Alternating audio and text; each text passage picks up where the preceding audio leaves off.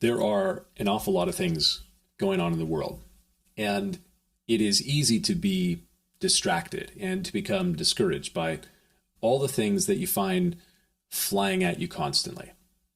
Get your coffee.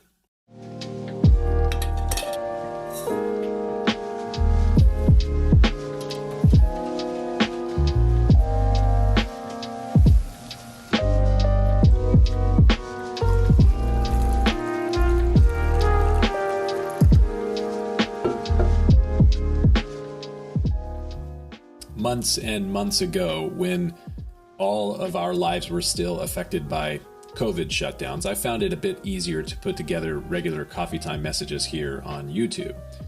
Would you believe that I haven't actually had a lot of coffee since that time? I actually took a bit of a coffee break. Maybe that coffee break will come to an end here shortly. Be that as it may, when I left off with coffee time, I was still reading through the book of Isaiah. And though I've continued on from Isaiah in my normal routine of reading, I think it might be a good idea to return for just a moment back to where we left off. We left off in Isaiah chapter 40. I won't expect you to remember the context in Isaiah 36 through 39. It's a bit of a parenthetical interlude in the prophetic text of Isaiah, in which we get to kind of look into the life and times of the prophet during the time of King Hezekiah of Jerusalem. The Assyrian king during that period of time, his name was Sennacherib. He was in the process of assaulting Hezekiah's nation in Judah. He nearly destroyed Judah. By Sennacherib's own account, recorded in what are called the Annals of Sennacherib, he destroyed 46 walled cities in Judah. Only the city of Jerusalem was spared, and that just barely, and ultimately by the miraculous hand of God. When all was said and done, Hezekiah was still alive. He not only survived the onslaught of Assyria, but he miraculously survived a terminal illness as well. He survived, though, to receive a prediction from Isaiah that the nation over which he ruled and his descendants would eventually be taken captive.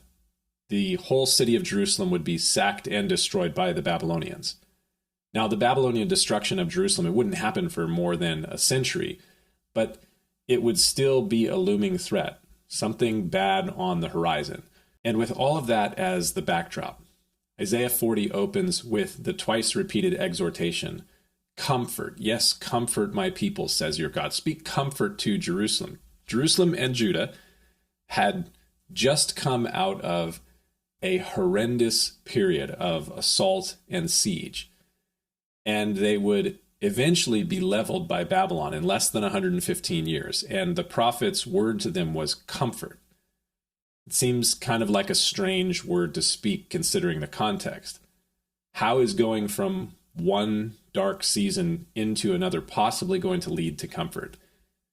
You know, there are a number of different ways you might interpret what is happening in Isaiah chapter 40, but one that makes the most sense to me is that Isaiah the prophet was able, with the frame or the lens that he was looking through, to see through all of the suffering. First, the suffering of the Assyrians, and then of that which would come by the Babylonians. He was able to see through all of that to a better day of comfort in the future. He sees through all of the suffering to the salvation of the coming Christ. This framing is not unique to Isaiah. This framework or worldview is seen in a number of places in the scriptures. Another comes to mind from Jesus in the Gospel of John, as Jesus is in what is called the Upper Room Discourse. He is preparing his disciples for his crucifixion, which was to come the next day. And his disciples are obviously troubled. And he says to them, let not your heart be troubled. John chapter 14, let not your heart be troubled. You believe in God, you believe also in me. In my Father's house are many mansions. Were it not so, I would have told you, I go to prepare a place for you. And if I go and prepare a place for you, I will come again to receive you to myself, that where I am, there you may be also. He is helping them, or at least trying to help them, to see through the suffering to the salvation. And the Apostle Paul does the same thing in a number of his letters. I think of Romans chapter 8, verse 18. in which Paul says the sufferings of this present world are not worthy to be compared with the glory which shall be revealed in us. Or 2 Corinthians 4, verse 17, our light affliction, which is but for a moment, is working for us a more exceeding and eternal weight of glory. Again, he's able to look through the suffering to the salvation. And I think that this is a very important framework. This is, in one small sense, what it means to have a biblical or theological worldview. I've shared with the church that I pastor many times before that we want everything that we do to be done with joy because we have an optimistic vision of the future. Sometimes it is difficult to have an optimistic vision of the future. I was in a meeting this last weekend with some of the leaders at our church, and as we talked, we were looking at a lot of the distracting and discouraging things that are happening in our culture and in the world. And we have just come through a challenging season with all the chaos caused by COVID and the world's response to it. And now we sit with very high inflation, increasing interest rates, and what appears to be the precipice of a recession, or at least a very challenging economic headwind before us. And we have a war in Europe, which could escalate rapidly into a nuclear exchange with Russia. China is making rather concerning statements about Taiwan. It is easy to be distracted and discouraged.